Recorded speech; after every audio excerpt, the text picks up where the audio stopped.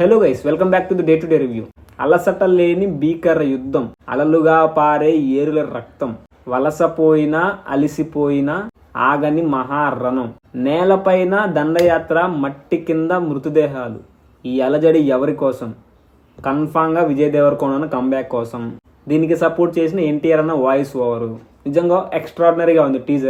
టీజర్ని బట్టి సినిమా ఎలా ఉండబోతుంది, స్టోరీ ఏంది, మన అంచనా ప్రకారం మాట్లాడుకుందాం. సో ఖచ్చితంగా వీడియోని ఎక్కడ స్కిప్ చేయకుండా చివరి వరకు చూడండి. నా ఛానల్ సబ్స్క్రైబ్ చేసుకున్నాను, కొంచెం ఎంకరేజ్ చేస్తారని మనస్ఫూర్తిగా కోరుకుంటున్నాను. ఇంకా లేట్ చేయకుండా మెయిన్ టాపిక్లోకి వెళ్దాం. మీరు కూడా లేట్ చేయకుండా ఈ వీడియో ఒక లైక్ చేసి మెయిన్ టాపిక్లోకి రండి.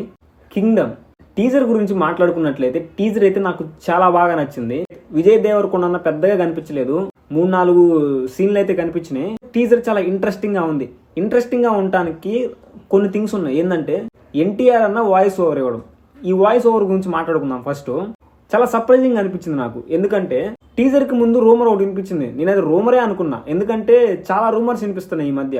ఏది నమ్మాలో ఏది నమ్మకూడదో అర్థం కావట్లేదు. పుష్ప 2 అమ్మోరు జాతర సాంగ్ కూడా ఎన్టీఆర్ అన్న పాడాడు. స్పిరిట్ మూవీలో డాన్లీ యాక్ట్ చేస్తున్నాడు విలన్ గా. ఇట్లా చాలా రూమర్స్ వినిపిస్తున్నాయి, కానీ చివరిగా అయితే అది కన్ఫర్మ్ అవ్వట్లేదు. సో అప్పుడు మనకి డిసప్పాయింట్మెంట్ మిగులుతుంది కదా, అందుకని నేను ఏది నమ్మదలుచుకోలేదు. అదొక రూమర్లే అన్నట్లే వదిలేశాను. కానీ టీజర్ స్టార్ట్ చేయగానే నిజంగా ఎన్టీఆర్ అన్న వాయిస్ వినగానే నాకు చాలా సర్ప్రైజింగ్ గా అనిపించింది.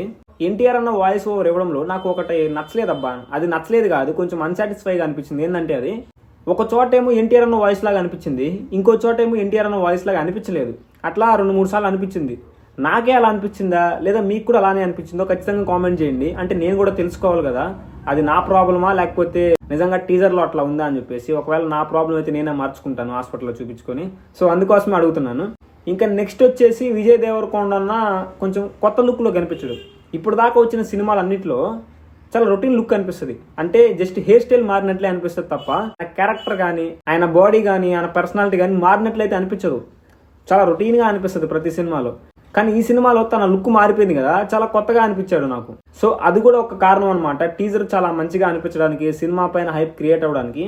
ఈసారి సినిమాని చాలా కొత్తగా చూడబోతున్నాం. విజయ్ దేవరకొండని రొటీన్ కాకుండా ఇప్పుడు కొంచెం కొత్తగా చూస్తున్నాం కాబట్టి సినిమా మీద హైప్ పెట్టుకోవచ్చు అనే నమ్మకం అయితే నాకు వస్తుంది. నెక్స్ట్ వచ్చేసి విజయ్ దేవరకొండ క్యారెక్టర్ ఈ సినిమాలో ఏ విధంగా ఉండబోతుంది.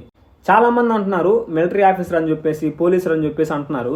నేనైతే కాదనుకుంటున్నా. ఎందుకంటే ఒక బ్రిడ్జ్ మీద ఫైట్ జరుగుతూ ఉంది, మిలిటరీ ఆఫీసర్స్ గన్స్ తో కాలుస్తూ ఉంటే విజయ్ దేవరకొండ ఆ పోలీసుల దగ్గర ఉండే షీల్డ్ అడ్డం పెట్టుకుంటాడు.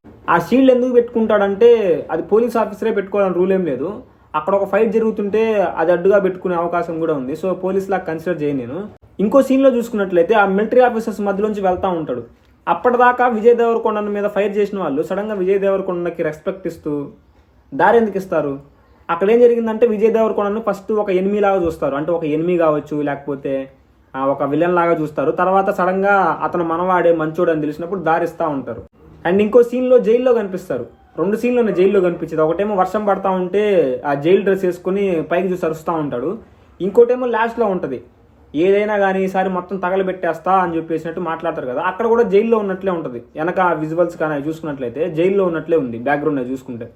నెక్స్ట్ ఈ సినిమా స్టోరీ ఏ విధంగా ఉండబోతుందంటే విజయ్ దేవరకొండ ఒక గ్యాంగ్స్టర్, ఒక రౌడీ లాగా బ్రతుకుతూ ఉంటాడు.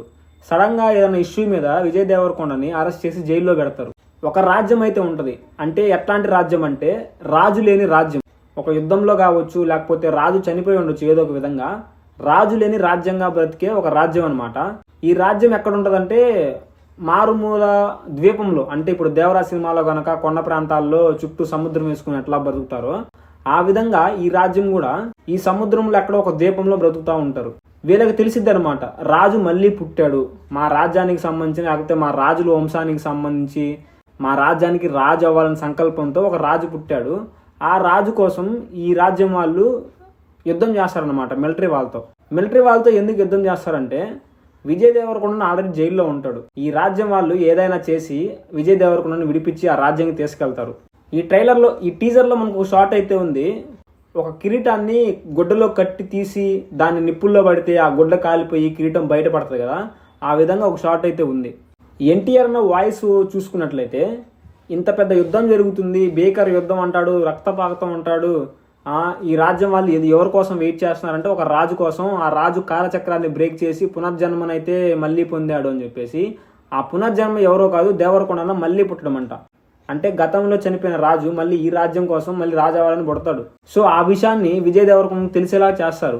ఇప్పుడు విజయ్ దేవరకొండ ఒక రౌడీ కదా, ఒక గ్యాంగ్స్టర్ కదా.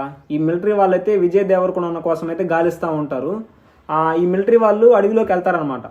ఆ మిలిటరీ వాళ్ళు కావచ్చు, లేకపోతే విజయ్ దేవరకొండ అంటే నచ్చని వాళ్ళు ఉంటారు కదా, విలన్ గ్యాంగ్ వాళ్ళు, వీళ్ళు ఆ రాజ్యం మీదకి వెళ్తారు. అంటే ఆ ప్రాంతానికి. ఇక్కడ కొన్ని షార్ట్స్ అయితే ఉన్నాయి.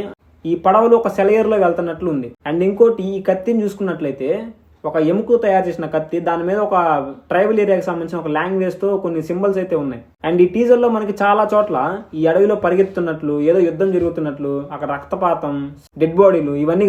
సో గత జన్మ గుర్తొచ్చిన రాజు ఈ జన్మలో పునర్జన్మ పొంది ఆ రాజ్యాన్ని ఏ విధంగా కాపాడాడు, మళ్ళీ రాజు ఎలా అయ్యాడు, ఆ రాజ్యాన్ని ఎట్లా రూల్ చేస్తున్నాడు, దీనికి ఎవరెవరు అడ్డంగా ఉన్నారు, వాళ్ళందరినీ క్లియర్ చేసుకొని రాజు అయ్యాడా లేదా, మనకి సినిమా స్టోరీ అదే చూపించే అవకాశం అయితే మోస్ట్లీ ఉంది.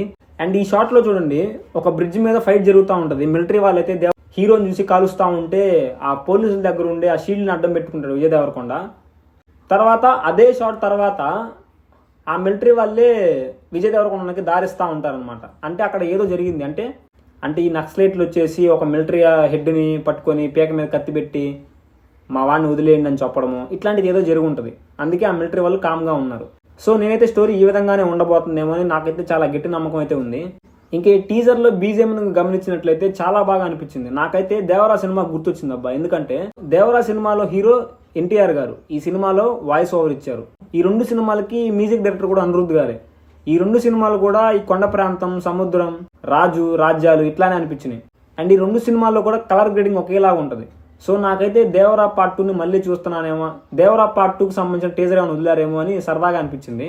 ఇంకా అనిరుద్ధ్ గారి మ్యూజిక్ కూడా చాలా బాగా అనిపించింది. ఈ కలర్ గ్రేడింగ్కి, ఈ ప్రెజెంట్ టైంలో జరిగే ఒక యుద్ధానికి, ఒక రాజుకి ఏ విధంగా మ్యూజిక్ కొట్టాలో ఆ విధంగా అయితే అనిపించింది. నాకైతే పర్ఫెక్ట్ అనిపించింది.